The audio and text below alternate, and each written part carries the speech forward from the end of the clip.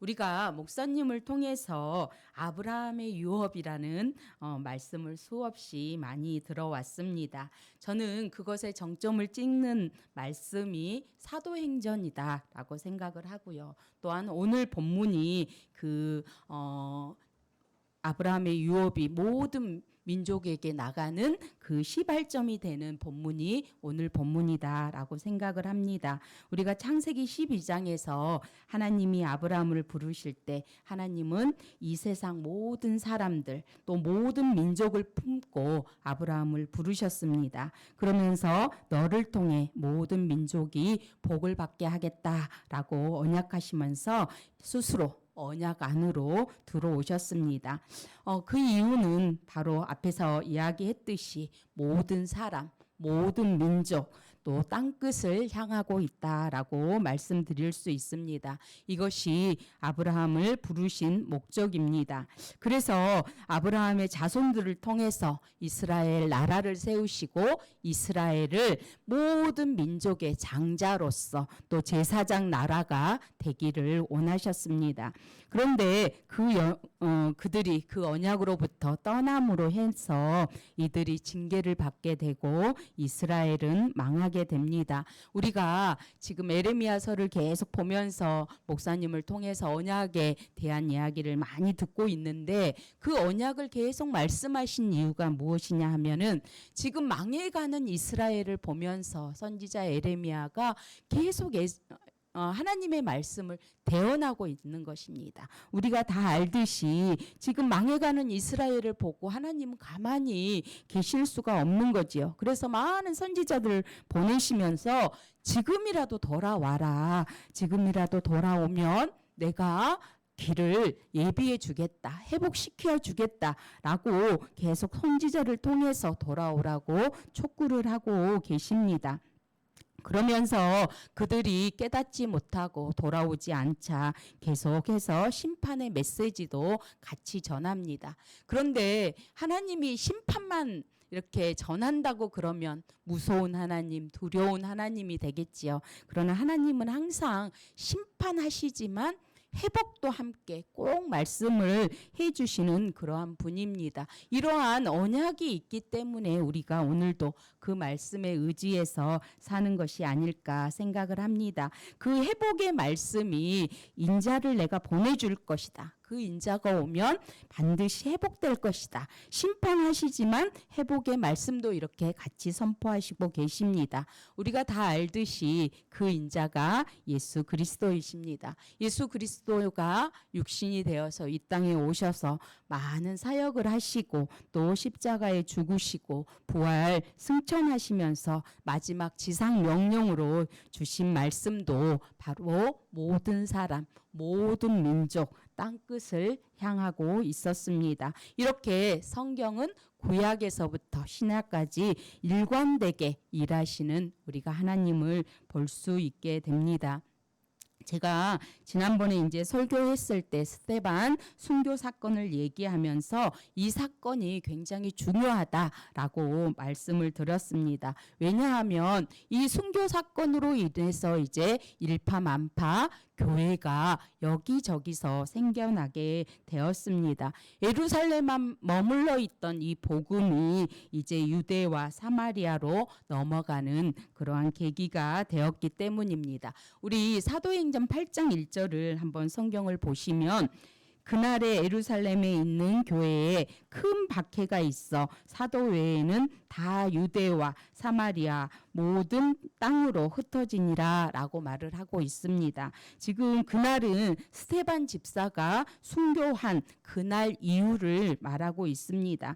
그날 이후에 이제 교회에 큰 박해가 있기 시작합니다. 그러면 박해를 받다 보니 이 믿음의 성도들이 이제 보따리를 싸가지고 도망을 가기 시작합니다. 박해가 덜 심한 곳으로 이렇게 가게 되었습니다.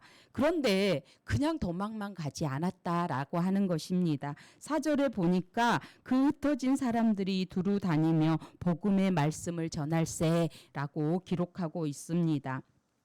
예루살렘에서 이제 핍박이 있어지기 시작하니까 성도들이 이곳에서 더 이상 믿음 생활하기가 힘들다라고 생각을 해서 이제 조금 더 박해가 있지 않는 곳으로 찾아서 가다 보니까 유대 전 지역에 흩어지게 되고 또 그들이 계치급했던 그 사마리아까지 들어가게 되는 그러한 일들이 있었습니다. 하지만 이들의 가슴은 너무나 뜨거웠습니다. 우리가 다 알듯이 성령을 받았기 때문에 그들은 도망을 가면서도 예수 그리스도의 이름을 전하지가 않을 수가 없었습니다. 우리가 그것을 조금 이렇게 현실적으로 생각을 해보자면 이런 것 같아요.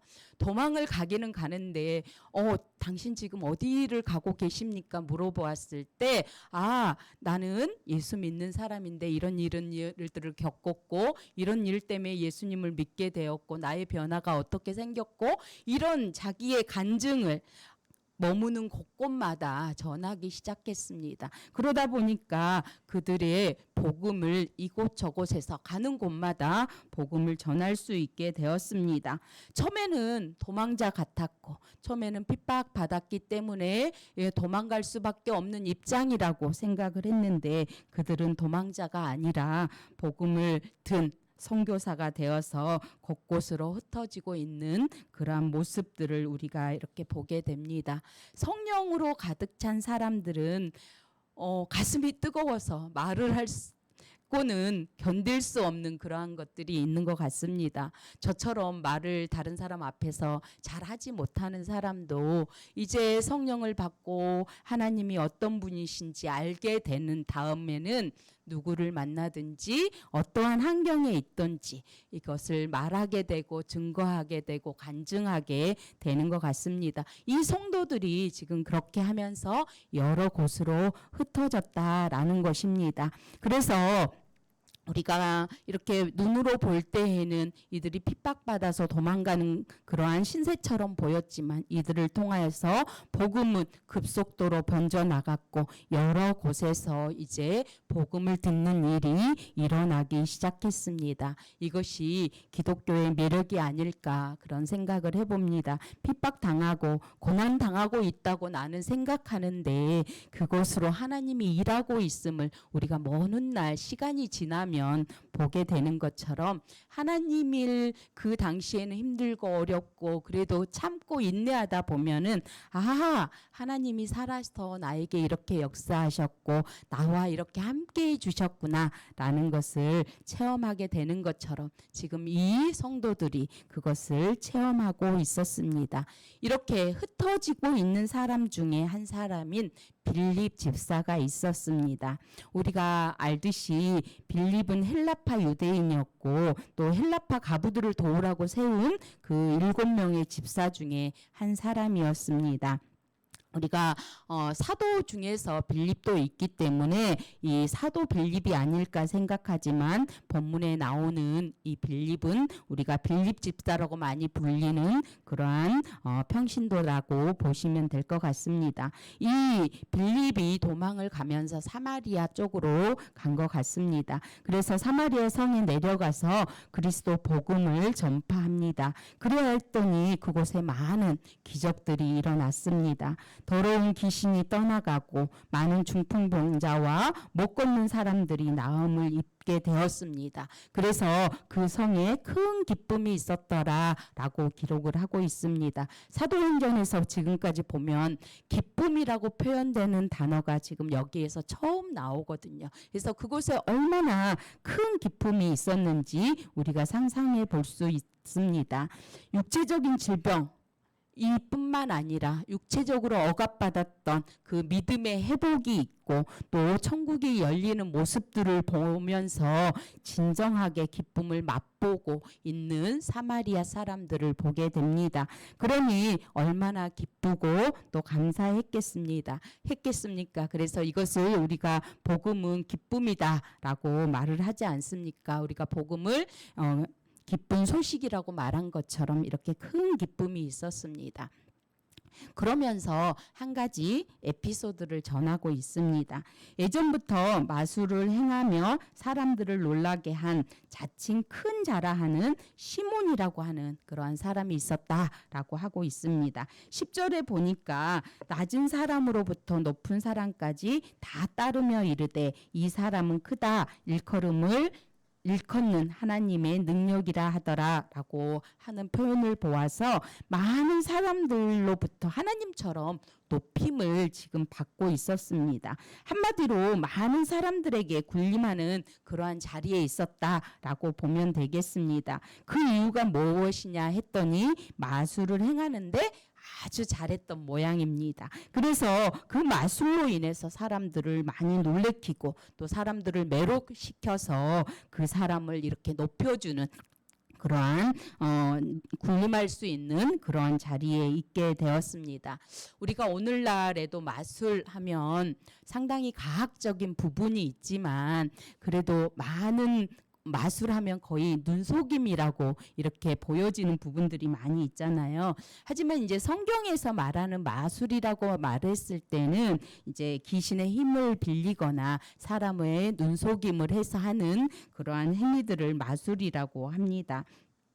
이 시몬은 오랫동안 마술로서 사람들에게 많은 인기를 누리고 있었습니다. 그것으로 인해 또한 높임을 받고 있었습니다. 그런데 빌립이 나타나서 복음을 전하면서 많은 기적들을 보게 되었고 또 관심을 가지게 되었고 또 빌립이 전하는 복음을 받아들였다라고 합니다. 그래서 성경에 보니까 세례까지 받게 되었습니다.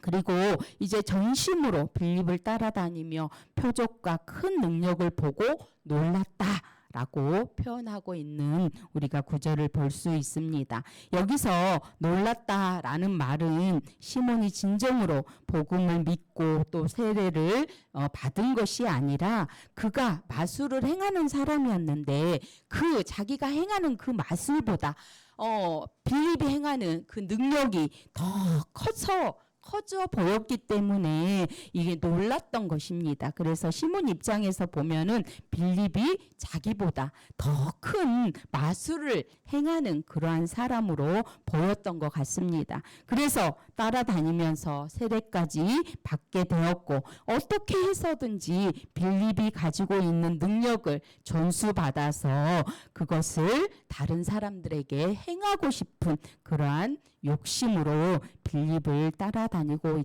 있었다라고 이해를 하시면 될 것 같습니다. 그러면서 잠깐 14절에서부터 17절까지 이런 내용이 나옵니다. 이제 사마리아 성도들이 듣기에 사마리아에 하나님의 말씀이 이렇게 받았다, 복음이 전해졌다 이런 소식을 듣고 이제 본부 예루살렘에서 베드로와 요한을 사마리아 지역으로 보내게 됩니다. 그리고 정말로 사마리아 사람들이 변했는지 복음을 받아들였는지 그것을 보고자 했습니다. 그런데 진짜 그곳에 와서 보니까 복음의 열매가 많이 맺혀져 있는 것을 볼 수 있었습니다. 그것도 사도들에 의해서 이게 된 것이 아니라 빌립 집사에 의해서 평신도에 의해서 이것들이 일어난 것들을 보니까 이제 사도들의 입장에서는 이것을 검증해야 할 필요가 있었겠죠.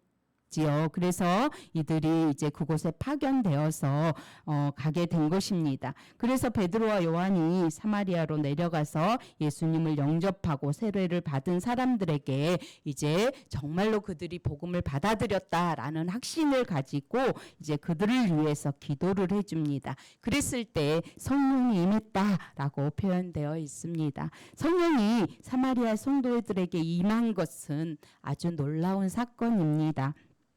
예루살렘 교회와 즉 사마리아 교회가 이제는 한 식구, 한 형제다라는 것을 확인하는 그러한 시간이었기 때문입니다. 그동안 너무나도 사마리아 사람들은 이방 사람들보다 더 못하게 정말로 개취급하면서 그들과 상종도 안 하려고 어땠어요? 사마리아 지역을 지나서 갈릴리로 가면 쉽게 갈 수 있는 길을 이들은 삥삥 돌아서 갈 만큼 이들을 정말 무시하고 사람 취급을 안 했잖아요.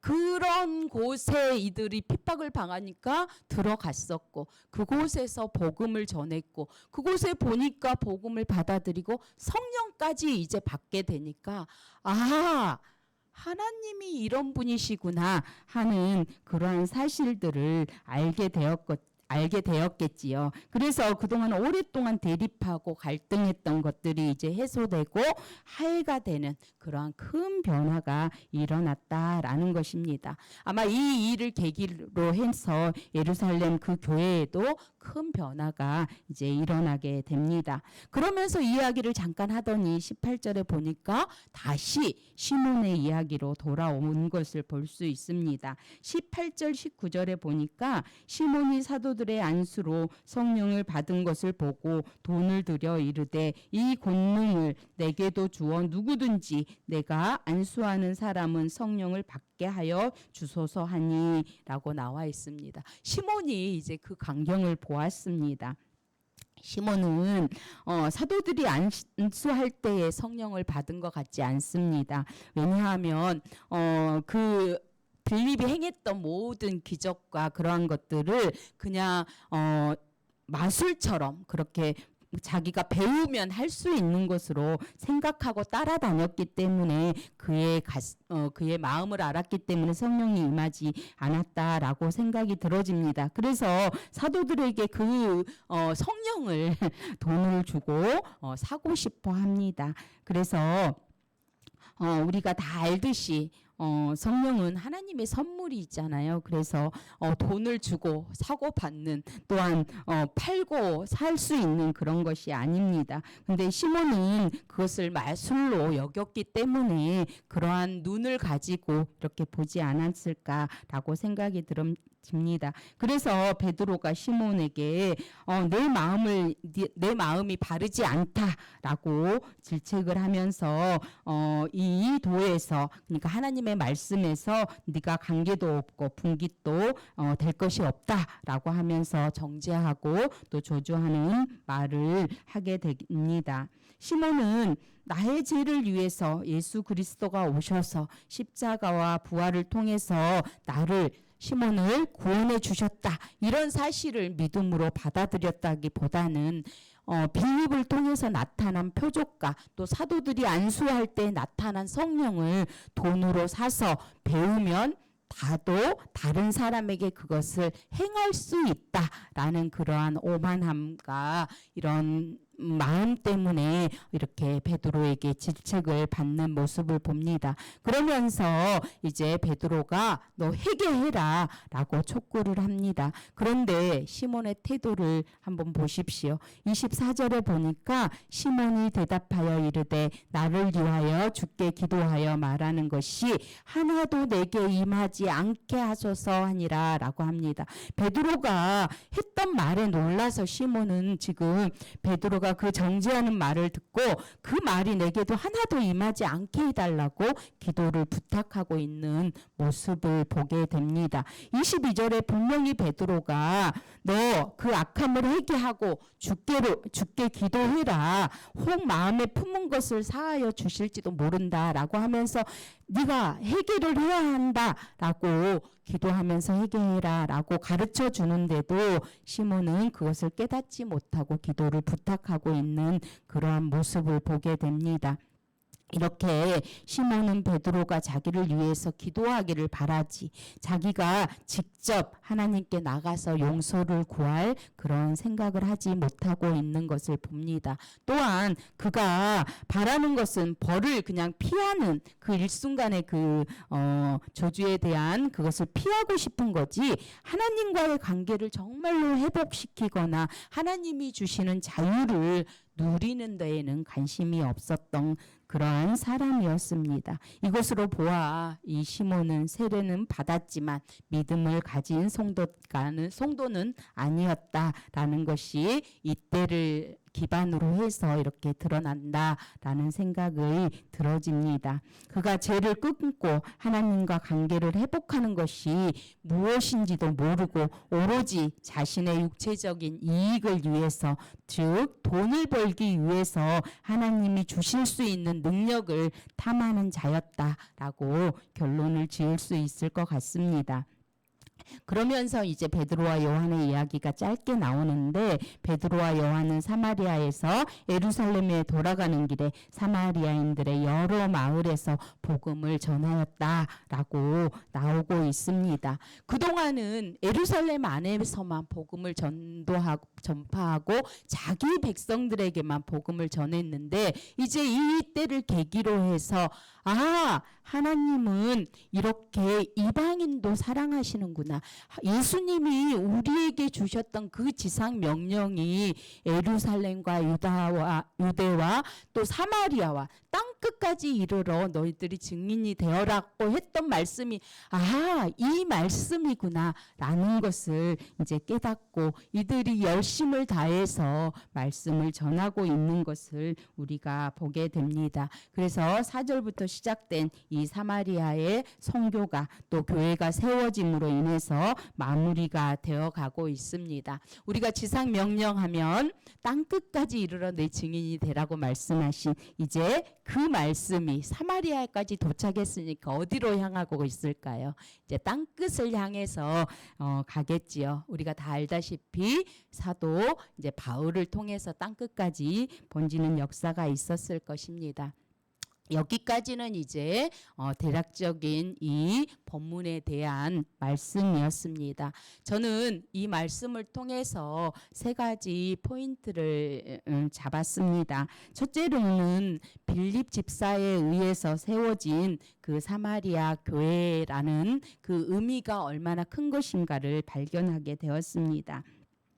예수님은 분명히 지상 명령을 통해서 예루살렘과 유대와 사마리아까지 말씀이 전해지기를 원하셨습니다. 그런데 제자들은 예루살렘만 머물러 있었고 많은 성도들이 믿게 되었습니다. 그런데 스데반 사건을 계기로 해서 이들이 핍박이 일어나자 성도들이 유대로 사마리아로 다른 지역으로 이렇게 흩어지면서 이렇게 복음이 예루살렘을 넘어서 유대와 사마리아까지 이르게 된 모습을 우리가 보게 됩니다. 그 사마리아 지역에 복음을 전한 것이 바로 빌립 집사였습니다. 우리가 앞에서 얘기했지만 이 사마리아 사람들은 유대 사람들과 정서가 맞지가 않았습니다. 그래서 그들은 그들을 아예 무시했고 그들을 보지 않으려고 했고 그들을 형제로 인정할 수가 없었습니다. 그런데 성령이 충만하고 보니까 오늘 목사님이 말씀하신 것처럼 그들이 이제 말씀 안으로 들어와 보니까 예수님은 사랑이구나 라는 것을 깨닫게 되고 그들의 눈이 이제 사랑의 눈으로 그동안 무시하고 그동안 업신여기고 이들에게는 구원이 없다고 확신하면서 그들과 상종하지 않았던 그들에게 이제 사랑의 눈길이 가게 되고 다른 시선으로 그들을 바라볼 수 있는 눈을 가지고 그곳에서도 말씀을 전하는 그러한 일들을 했다라는 것입니다. 이것이 참으로 우리가 예수 믿는 안에서 놀라운 변화라고 할 수 있습니다. 우리는 사랑이 참 부족하지요. 늘 사랑을 갈망하지만 사랑을 베풀기에 참 부족한 사람인 것 같습니다. 그런데 우리 마음에 성령이 충만하면 어때요? 정말로 다른 사람이 이뻐 보이고 다른 사람에게 한마디라도 더 하고 싶고 만지고 싶고 안아주고 싶고 막 이런 감정들이 들잖아요. 그런 것처럼 이 제자들의 변화가 예수님의 십자가에 죽으시고 부활하신 그 과정을 통해서 사랑이 다가왔고 성령을 받음으로 인해서 그게 폭발하였고 그들을 정말로 사랑의 눈으로 바라볼 수 있는 이제 눈의 변화가 일어났고 마음의 변화가 일어나서 그러한 일들을 할 수 있었다. 그 역할을 했던 사람이 빌립 집사였다. 그들로 인해서 오히려 사도들도 이제 힘을 받아서 이방인들에게 말씀을 전할 수 있는 그러한 사도들이 되었다라고 저는 정리를 해보았습니다. 두 번째 포인트는 이제 시몬입니다. 시몬은 겉으로 보기에는 복음을 받아들이고 세례까지 받아서 거룩한 성도처럼 보였습니다. 하지만 그의 눈에는 복음의 능력도 성령도 좀 더 능력 있고 좀 더 권위 있는 마술로 보였다라는 것입니다. 그래서 마술을 한 단계 업 시킬 수 있는 그러한 것을 위해서 빌립을 따라다니게 되었습니다. 우리가 생각해 보면 믿는 자와 믿지 않는 자의 교회 안에서도 그 차이를 보면 겉으로 보기에는 비슷해 보여요. 그죠? 근데 어느 한순간에 이렇게 드러나는 것처럼 이 시몬도 성령이 임했을 때 이게 확연하게 드러나는 모습을 보게 됩니다. 그래서 우리가 교회 다닐 때 우리 목사님이 하셔서 우리 듣기 싫은 말 교회만 왔다 갔다 하면 안 되고 예배만 형식으로 드리면 안 된다 이런 말씀 많이 하시는데 정말 우리가 교회만 왔다 갔다 하는 것이 아니라 성령에 붙잡혀서 살아갔을 때에 자신의 이익이 아니라 또 물욕을 위해서가 아니라 또 명예를 위해서 이런 교회에 다니는 그러한 모습이 아니라 진정으로 다른 사람들에게 눈속임하는 그러한 믿음의 그런 행태가 아니라 정말로 예수님으로 말미암아 말씀대로 살아갔을 때 하나님이 우리에게 복을 충만하게 열어주신다라는 사실을 믿고 받아들이고 그것을 알기 때문에 열심을 다해서 가는 순종하면서 말씀에 순종해서 사시는 우리 귀한 성도님들이 다 되시기를 소망합니다. 세 번째 포인트로는 베드로와 요한을 이야기하고 싶습니다. 사마리아 사람들이 복음을 받아들였다는 그 소식을 듣고 이제 본부교회 예루살렘에서 대표로 베드로와 요한을 사마리아 교회에 파견을 시키게 됩니다. 정말로 복음이 받아들였는지 보기 이함도 있었습니다. 와서 보니까 그들이 정말로 복음을 받아들이고 세례까지 받고 또 교회가 이렇게 세워져 가고 있는 모습을 보게 되었습니다. 이것을 통해서 그들도 하나님의 일하심을 보게 된 것입니다. 그리하여서 전심을 다해서 그들을 위해서 기도할 때에 성령이 사마리아 사람들에게 임하는 그러한 모습을 보게 됩니다. 그래서 성령이 임하는 것을 보고 그동안 이렇게 계치급하면서 상종하지 않았던 그들도 주님이 너무나 사랑하는 백성이었구나라고 하는 그것을 깨닫게 되었고 또한 성령을 통하여서 예루살렘 교회와 사마리아 교회가 하나라는 증거를 받게 되는 귀한 계기가 되었습니다. 사도들은 이제 성령이 임하는 곳에 하나님이 함께 하시는구나, 하나님이 이 일을 원하시는구나 라는 중요한 말씀을 깨닫게 된 그러한 계기가 되었습니다. 그래서 그들은 이제 예루살렘까지 돌아가는 그 길에 사마리아 여러 성읍을 돌아다니면서 복음을 전하며 이렇게 가는 모습을 우리가 보게 됩니다. 그러함으로 말미암아 사도들이 인정함으로 말미암아 이제 예루살렘에만 머물러 있던 복음이 유대와 사마리아까지 복음이 전파되는 놀라운 그러한 일들을 우리가 보게 됩니다. 그러면서 한 가지 알게 되는 것은 복음은 사람을 차별하지 아니하고 천하 만민에게 흘러가기를 원하시는 그 하나님의 사랑, 예수님의 사랑을 우리가 보게 됩니다. 우리 또한 우리 눈에 어떠한 사람을 차별을 두지 아니하고 말씀을 전하고 또 그 말씀대로 순종하면서 살아갈 때 또 그 말씀의 복을 나누는 사람으로 살아가는 우리 귀한 성도님들이 다 되시기를 축복합니다. 아멘.